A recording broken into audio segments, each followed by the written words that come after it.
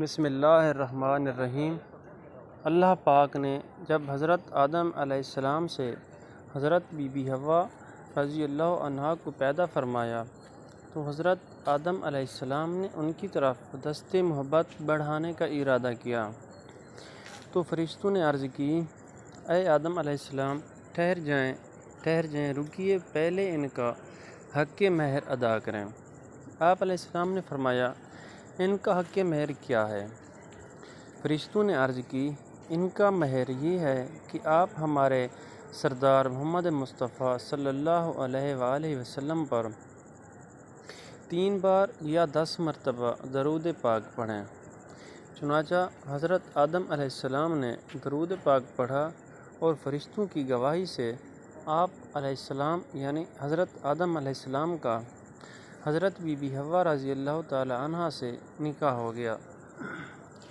اس سے معلوم ہوا کہ نبی کریم صلی اللہ علیہ وآلہ وسلم ہر موجود چیز کے لیے وسیلہ ہیں، یہاں تک کہ اپنے والد گرامی حضرت آدم علیہ السلام کا بھی وسیلہ ہیں۔ دوستو، درود شریف ایک ایسی نیکی ہے، ایک ایسی عبادت ہے جس کی قبولیت کا بالکل کوئی بھی اعتراض نہیں ہو سکتا۔ اس کی قبولیت بہت ہی جلد ہو جاتی ہے۔ جیسا کہ حضرت آدم علیہ السلام نے حق مہر میں درود پاک پڑھا تو ان کا جو نکاح ہے وہ قبول ہو گیا۔ اللہ پاک نے حضرت آدم علیہ السلام کو بغیر ماں باپ کے مٹی سے پیدا فرمایا ہے۔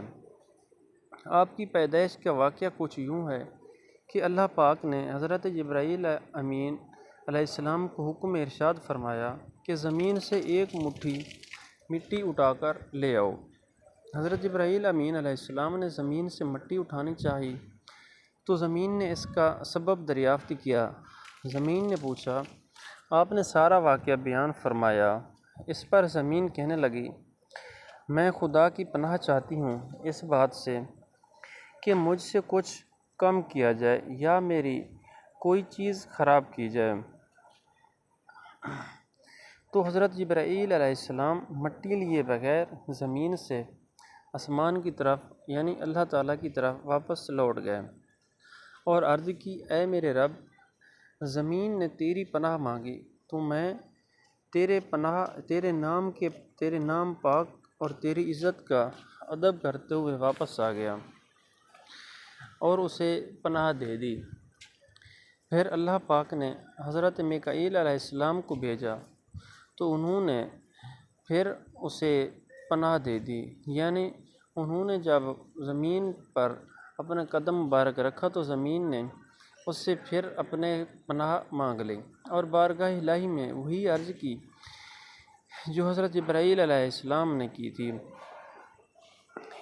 پھر اس طرح اللہ پاک نے حضرت اسرافیل علیہ السلام کو بھیجا تو وہ بھی اسی طرح واپس آ گئے۔ پھر آخر پہ انہوں نے حضرت عزرائیل علیہ السلام کو بھیجا۔ جب زمین نے ان سے پناہ مانگی تو انہوں نے فرمایا، میں اس بات سے اللہ تعالیٰ کی پناہ مانگتا ہوں کہ میں اس کے حکم پر عمل کیے بغیر واپس آسمانوں کی طرف لوٹ جاؤں۔ چنانچہ انہوں نے زمین سے مٹی لے لی تو اللہ پاک نے روح قبض کرنے کا کام بھی انہی کے ذمہ یعنی حضرت عزرائیل علیہ السلام کے ذمہ لگایا، جو قیامت تک تا قیامت ثانی یہ کام چلتا رہے گا۔ تو یہ کام حضرت جبرائیل علیہ السلام کے ذمہ لگایا کہ تم نے ہی اس مٹی کو زمین سے الگ کیا ہے، تم ہی اس کو ملانا، اور ان کا نام ملک الموت یعنی موت کا فرشتہ رکھا گیا۔ تفسیر نعیمی البقرہ تحت الآیات 30 1/30 225 تفسیر عزیزی 336۔ تو دوستو، ایک سوال ہے کہ حضرت آدم علیہ السلام کا جسد خاکی بنانے میں کتنی قسم کی مٹیاں زمین سے اکٹھی کی گئی تھیں؟ اللہ پاک کے پیارے پیارے آخری نبی مکی مدنی محمد عربی صلی اللہ علیہ وآلہ وسلم نے ارشاد فرمایا، اللہ پاک نے حضرت آدم علیہ السلام کو ایک مٹھی سے پیدا کیا جو تمام روئے زمین سے لی گئی۔ لہٰذا اولاد آدم کے اندازے پر آئی۔ ان میں سرخ، سفید اور کالے اور درمیانے اور نرم و سخت، پلید و پاک شخص ہیں۔ ترمذی شریف حدیث نمبر 444۔ بعض حضرات نے بیان کیا ہے کہ حضرت آدم علیہ السلام کی مٹی میں 60 قسم کے رنگ شامل تھے، وہ تمام آپ کی اولاد میں پائے جاتے ہیں۔